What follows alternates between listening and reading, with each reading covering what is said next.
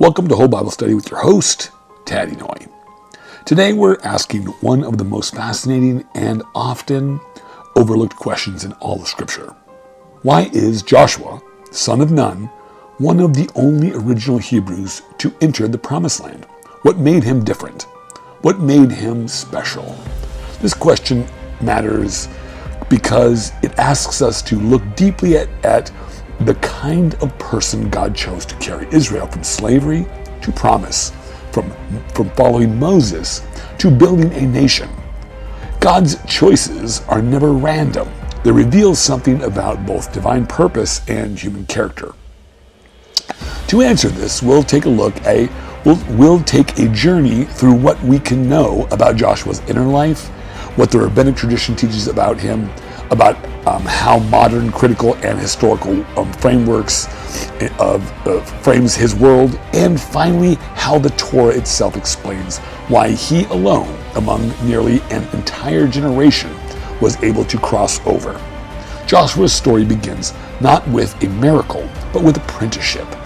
From the first time he appears in the Torah, he is described as the personal attendant to Moses. The Hebrew word used is mesharet, which means a servant or minister, someone who stands close to a master, learning by observation and service. Exodus 33:11 says, quote, Joshua, son of Nun, a young man, did not depart from the tent. That one sentence tells us volumes about his psychology. While others moved freely about the camp, Joshua stayed near the sacred space. He wasn't looking for attention or rank. He was quietly faithful. The rabbis read this as a sign of his humility and teachability. Rashi comments that Joshua was always found in the tent, arranging benches and preparing the space for Moses to teach. To them, leadership begins with service. If we try to piece together his personality, Joshua seems practical, steady, and very loyal. He is not portrayed as imaginative like Moses, nor as fiery as Phinehas, nor as poetic as Miriam. He is the kind of person who keeps routines, obeys structure, and believes in order. When he fights Amalek in Exodus 17, the text doesn't highlight his strategy. It highlights his obedience to Moses' direction. Later, when Eldad and Medad begin prophesying in the camp, Joshua wants Moses to restrain them.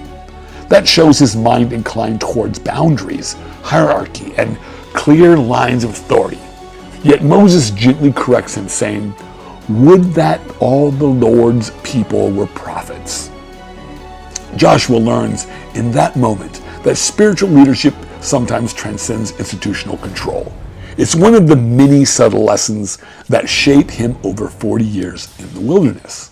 Psychologically, Joshua represents stability and endurance. He endures disappointment when the people reject the promise of Canaan after the spies' report.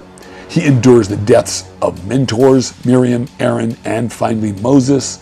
And he endures long stretches of obscurity when his name is barely mentioned for decades. That kind of patience reveals a personality formed by trust rather than impulse. Rabbinic tradition in the Midrash, in Midrash Rabbah, calls him the moon to Moses' sun. That doesn't mean lesser value. It means reflective light, faithful light. He shines because he reflects what he has received. The Talmud in Bava Brata 75a explains that Joshua's greatness lay in being a receiver, not an originator. The face of Moses was like the sun, the face of Joshua like the moon. He didn't need to invent, he needed to remember. If we pause here, we can see why this might be exactly what God needed in a leader for the next stage. The wilderness required vision and miracles. The land required consistency and obedience.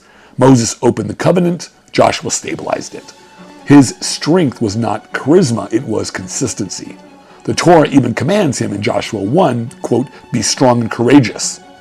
The phrase is not about brute force, it's moral strength. God adds, do not turn from this Torah to the right or the left. It's as if Joshua's task was to anchor Israel to the law of ordinary life. Before we turn to the rabbinic interpretation, we need to briefly situate Joshua's story in its historical and critical context.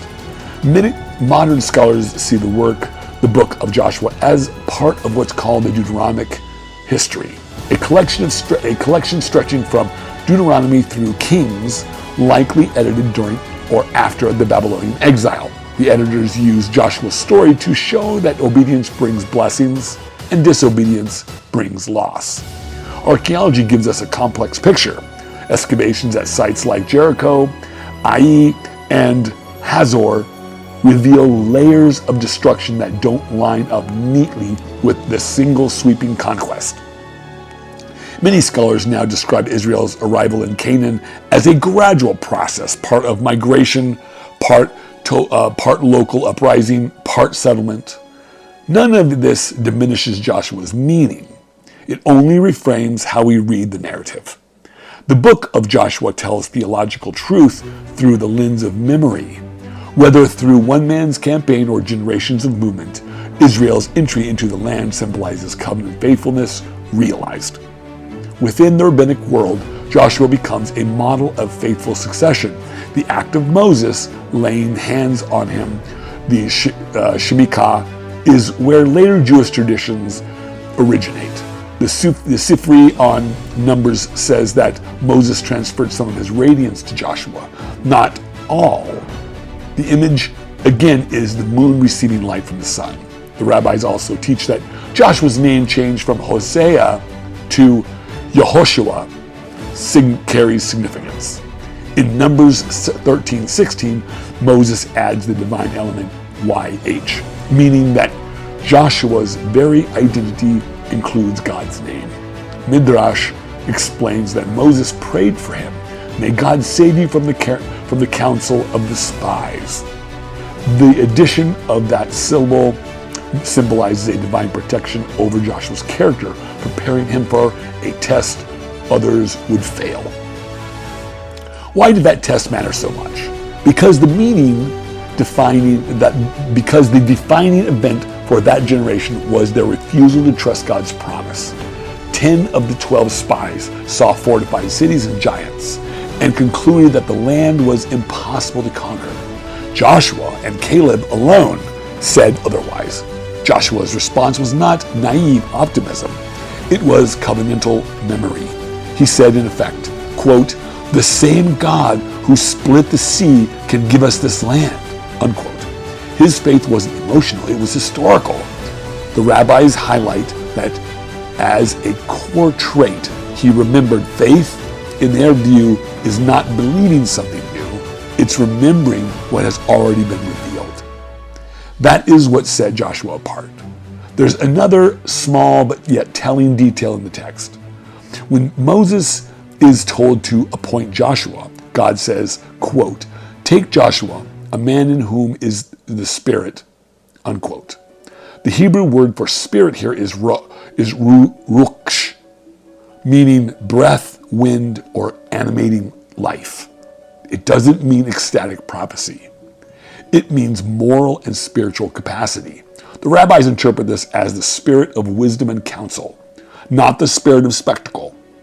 Joshua will not part seas or calm down fire. He will discern, administer, and lead. Even in his commissioning, he is portrayed as measured and balanced. The contrast with Moses is deliberate. Moses speaks with God face to face. Joshua receives instruction through the priest using the Urim and Thummim, objects of sacred decision making. Moses sees the pattern of the tabernacle. Joshua sees the pattern of the camp and the cities. Moses begins, Joshua completes. The rabbis often say that Moses brought the people to the edge of the land, but Joshua brought them to the edge of themselves. That is, Moses taught the law, and Joshua taught them to live it. Historically, we know almost nothing about Joshua outside the biblical text. There are no inscriptions naming him, no monuments or stelae identifying his campaigns. Archaeologically, the period that corresponds to Israel's entry into Canaan, the late Bronze Age, was a time of widespread collapse across the Near East. Cities fell, empires weakened, and new peoples appeared. Within that turmoil, Israel's emergence seems to have been more cultural than military. But from the perspective of the text, Joshua embodies the order that arises out of chaos, even if the events occurred over generations. The story centers on one person whose obedience defines what it means to be Israel. Rabbinic Midrash adds layers to this obedience. The Devarim Rabbah, Joshua is praised as never leaving Moses' side, even when others rested. It says that because he served with all of his heart, God made him succeed with all of his heart. Another tradition also says that when Moses ascended Mount Sinai, Joshua waited partway up for 40 days, refusing to return to the camp until Moses did. The lesson? Joshua is one who waits. That waiting, faithful, patient, uncomplaining, is the spiritual seed of his leadership. The rabbis also noticed something else, Joshua's silence. Apart from the spy story and his farewell speech, Joshua really rarely speaks.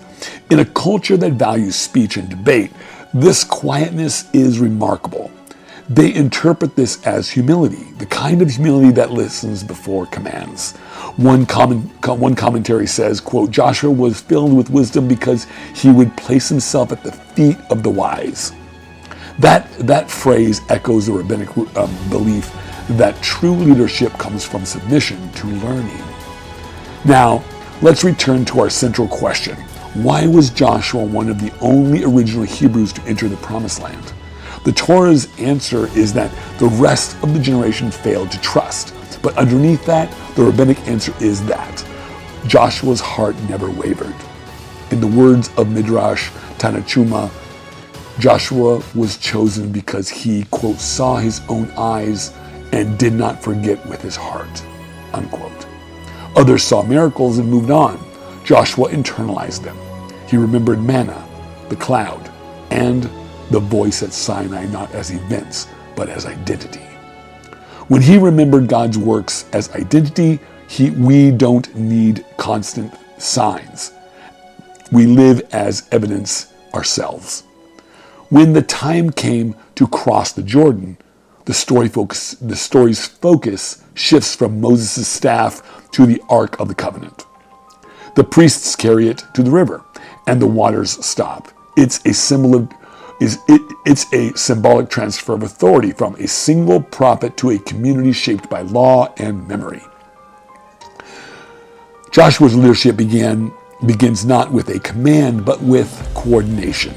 He doesn't divide the waters himself. He organizes those who will. This reflects his gift for structure. His leadership is administrative holiness, the sacredness of order. Even in the conquest stories, Joshua's tone is measured. After Jericho, when Achan violates the ban by keeping forbidden goods, Joshua's first reaction is grief and confusion, not rage.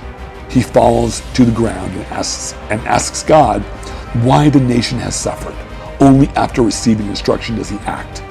This restraint shows moral discipline. He does not treat power as permission. He treats it as responsibility. At the end of his life, Joshua gathers the tribes of Shechem and delivers a farewell speech. He recounts Israel's history from Abraham to the present and then says, quote, choose this day whom you will serve. It's one of the most famous lines in Scripture, but its context matters. Joshua is not demanding emotion.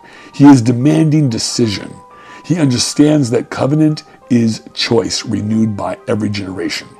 In that sense, his greatest miracle is not a military victory. It is continuity. He carries the memory of slavery, the discipline of wilderness, and the faith of the covenant into settled life. If we step back, Joshua's uniqueness becomes clear. He is not special because of a single heroic act, but because of a sustained faithfulness. He bridges two worlds, Egypt and Canaan, miracle and institution, revelation and obedience. The others who left Egypt saw freedom as escape. Joshua saw it as purpose. That subtle difference defined destiny. So, what made him special? In the simplest terms, Joshua remembered. He remembered who God was when others forgot. He remembered what Moses taught when others doubted. And he remembered that leadership in Israel is not about power, but about continuity. As the rabbis say, quote, "He who serves with humility will be crowned with honor," unquote. Joshua's honor was not a conquest, but in character. Thank you for joining this study. If this reflection on Joshua's life speaks to you, share it with a friend or leave a note below. These studies are part of Mustard Seed Ministries, which produces the Whole Bible Study series and Bible Building podcast. If you like to support more of this work, you can find the Patreon link in the description below. May you, like Joshua, be strong and courageous. Shaz Ismatz, steady in faith and humble in heart. And we'll see you in the next chapter soon.